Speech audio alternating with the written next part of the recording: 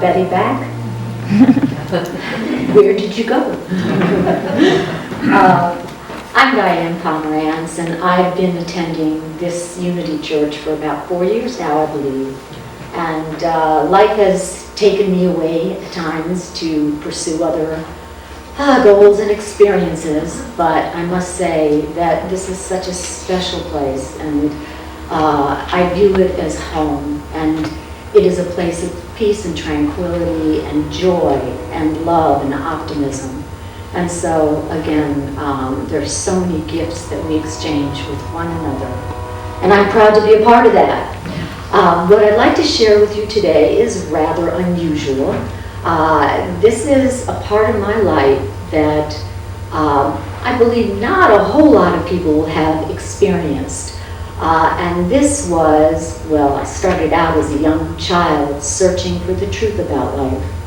Searching, yearning, longing. I remember as a little child in the car, my dad was a professor, so he had every summer off, and we'd travel throughout the United States by car.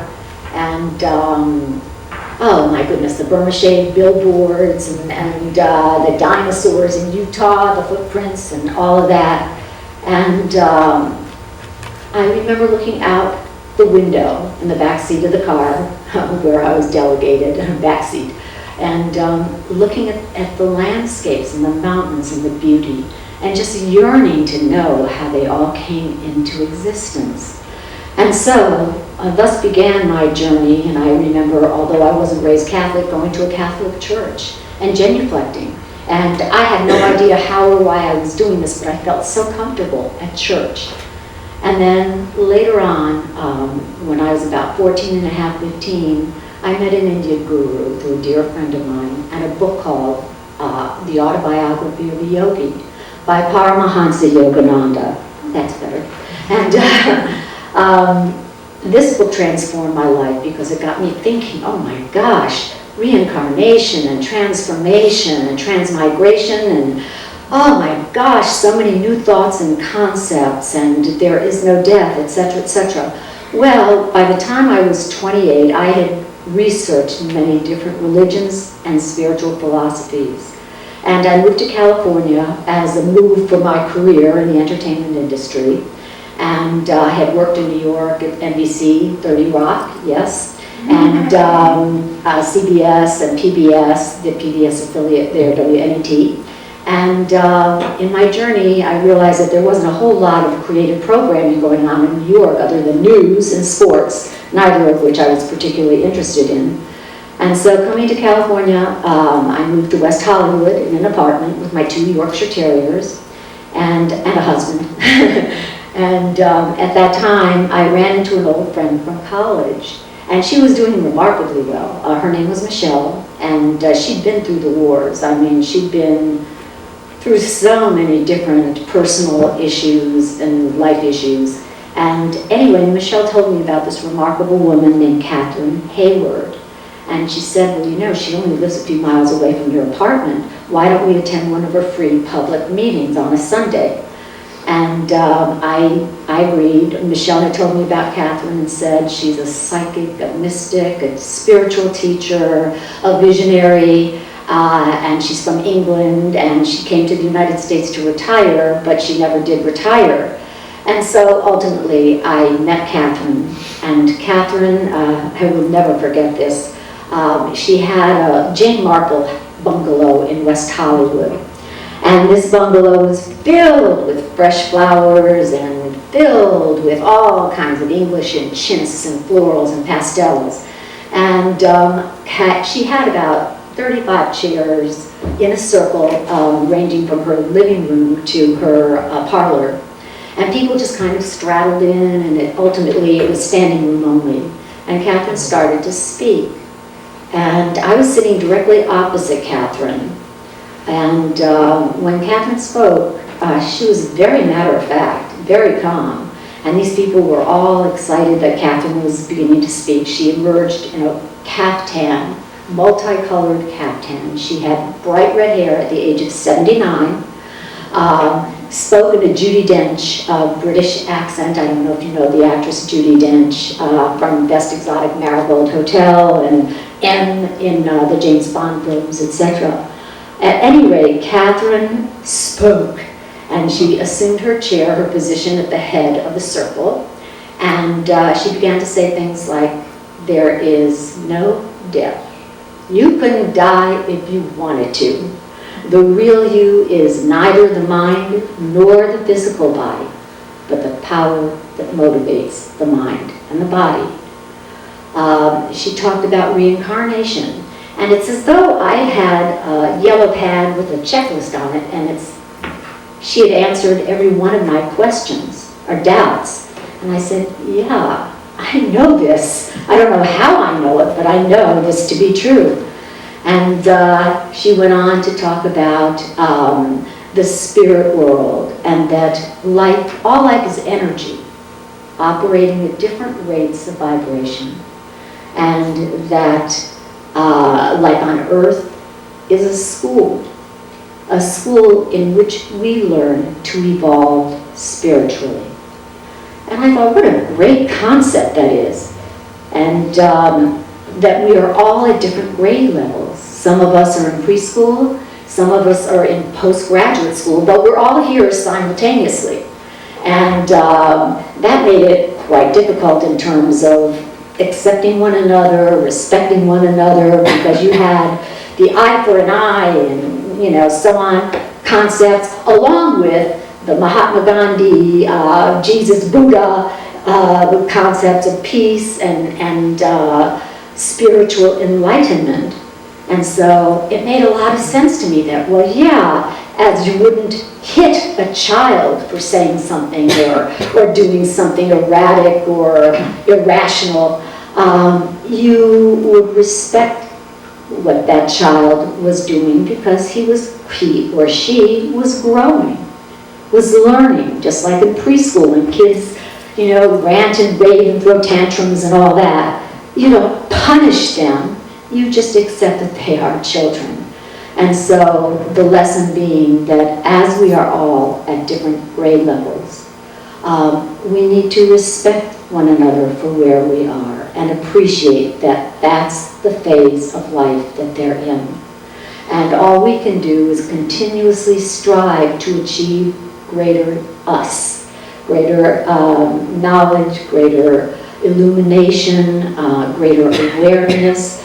And this all begins with being quiet and looking within and meditating and being still and opening our hearts to the divine presence. And as we open our hearts to the divine presence, and we do so with regularity, we become changed, we become altered, we become greater, wiser. We learn that we are far greater than our mere minds or bodies, that there is so much potential that we have, potential using our divine gifts. And whether we may think of ourselves consciously as limited in some way, or, oh, I'm just not good at that, and I can't do that, and Katherine also taught that thoughts are things. And as we think, we are constantly creating and manifesting. And if we choose our thoughts, and I do mean deliberately select our thoughts, and rectify those that are negative and kind of transmute them into something that's positive, we'll be so much greater and so much happier and so much wiser because we have this ability to control our thoughts. And of course, all the studies in neuroplasticity, etc., I mean, we're coming to the same understanding now that indeed we are co-creators of our world. And Katherine also taught that group thought is extremely powerful. And the word, of course, is extremely potent. And that as we speak aloud, in particular, has ramifications. And not just ramifications in our immediate environment, but throughout the world. And therefore, as Reverend Ellen does and teaches, that group thought, group prayer is such a powerful tool to help bring about the changes that we seek in our world. And that as we're thinking peace and thoughts of peace and visualizing the squirrels and the rabbits and everything else being one cohesive whole, and the earth as one living, breathing organism, it's alive, it's a living being, and yet we have shown so little respect and appreciation for what is. And as we change our thoughts, again, and habitually, this is not a one-shot deal. You don't just, I'm going to change my thought next sentence, or in about 10 minutes. What you want to do is be diligent and really guard your thoughts, guide them, direct them, and make certain that your thoughts are contributing to others' well-being and to the well-being of the whole of planet Earth. And those are some aspects of what Katherine taught. I will never forget when I wanted to make an appointment with her after that first talk, because I was just, I said, I've got to know more about what this woman knows. I went up to her afterwards and I said, I'd like to make a personal appointment with you. She goes, you've got the money? I said, yeah, I can do that. It was $35 for an hour session. And of course, this was in the 70s, but she was very feisty. And if you, again, envision Judi Dench, if you know who she is, they got separated at birth. I mean, the two were just amazingly feisty and funny and witty. And Katherine had that incredible autocratic British accent, and so everything she said made so much more sense because she said it in that precise British fashion. And anyway, she was very charismatic, and I brought my little yellow pad 3 or 4 times a week, and I took notes on everything she said. And during that process, she taught me to meditate. She also taught me that we're all highly intuitive, and that we're all psychic. And again, she was very funny. She said, my dear, you're every bit as psychic as I am. And I said, I am? And she said, that's kindergarten, I don't teach that. Go find a spiritualist center. And so I did, where they did psychic training, psychic development, and I channeled and worked with others that were working in terms of developing their psychic abilities, their ESP. But I learned that my abilities were not about predicting the future so much as using my intuition. And each one of us has that gift, that intuitive power, if we tap into it and allow it to govern our lives. And I'm not saying disregard logic by any means, but be thoughtful and then rely on what your heart tells you to do. And you can never run amok, you can never go astray. So about 6 months after I met Katherine, I had a birthday. I met her in December or January, and my birthday was in July. And my ex-husband gave me about 9 different birthday gifts. And he laid them out, on the table, and I really disappointed him. I said, oh, that's that. Oh, that one's that. And that one's that. And he goes, how did you do that? And of course, I had no idea how I did that. I just knew. And not long after that, I woke up knowing that I was going to write Katherine's life story. And it just came to me. And it wasn't a wanting to or willing to do. It was just a very clear message. And so I approached her after a Sunday morning meeting and said, Katherine, and she was headed for a vacation with her son from England. And I said, Katherine, I believe I'm going to be writing your life story. Now, there's a bit of hubris in here because all these famous people had wanted to write her life story.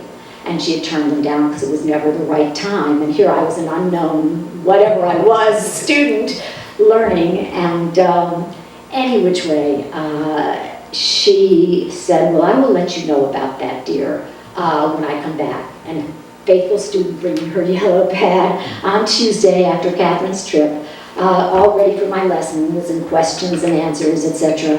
And Katherine hugged me very warmly, and she said, my dear, you will be writing my book. You are no longer my protege. You are my colleague and my co-worker. And I couldn't have been more honored. I had no idea how much work would be involved. No idea. Because she was born in 1899, and of course that required research into, number one, she was British, and she was born in Wales, and how much research I'd have to do on World Wars I and II, and the Edwardian era, Downton Abbey, and World War II, and then she traveled all over the world. She had a lot of nerve. She traveled to Ceylon and India and countries of which I knew very, very little. So more research and more research. The long and short of it is I wrote the book in 1982, and no one would publish it, no one. And they didn't. Shirley MacLaine had come out with one of the first books on paranormal, etc., called Out on the Limb, and they were just not interested.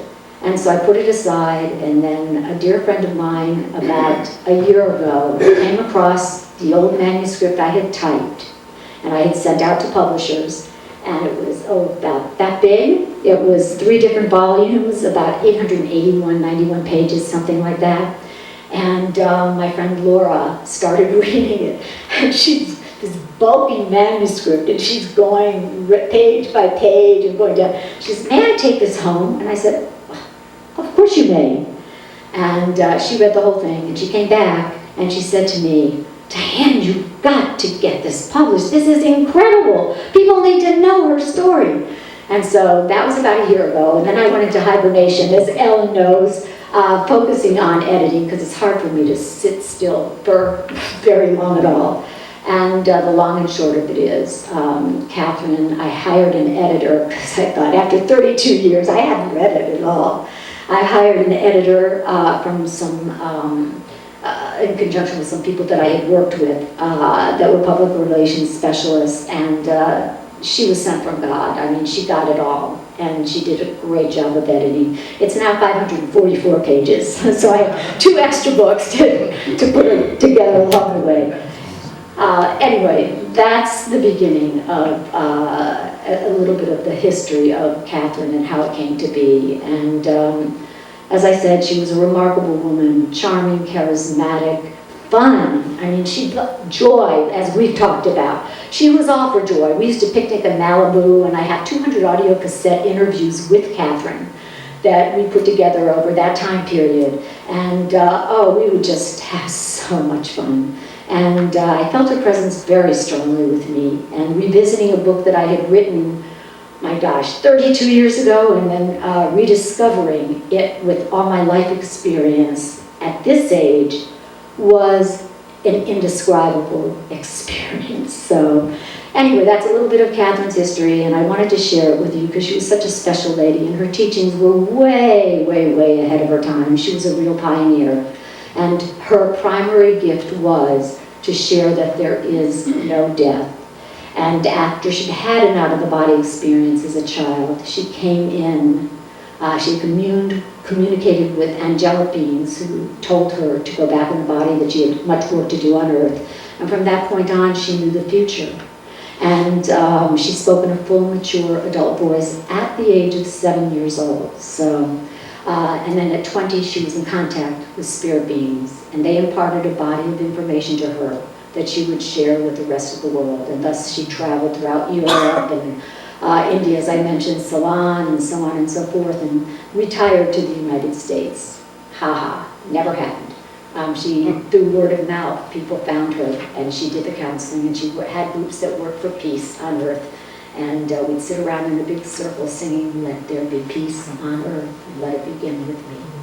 So that's the message I leave you with. Let there be peace on earth, and let it begin with us. Thank you.